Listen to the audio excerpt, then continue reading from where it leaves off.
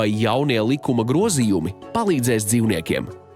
Es domāju, ka nezinu vai, jo kas tad mainīsies? Kas mainīsies? Vienkārši mainīsies tas, ka vieglāk būs valstī tikt pie sodiem. Pie reālās soda naudas, bet ne jau reālā palīdzība dzīvniekiem. Savs ieguvums no jaunajiem noteikumiem būs pārbaudīt, kuri glābēji tiešām palīdz dzīvniekiem, kuri iežēlina, lai vāktu ziedojumus. Un tas ir tas moments, kad varbūt tā mazā daļiņa no tās visas likumdošanas arī tā nostrādās priekš dzīvniekiem. Jo tad varēs aiziet un pārbaudīt, kā viņi dzīvo, kādos apstākļos, ja? Jo redzēti sociālos tīklos daudz un nesmuki gadījumi, kad ir atstāti, kad jau ir vairs neglābjami dzīvnieki, ka vairs tur nav ko glābta. Viens pavisam noteikti ir skaidrs.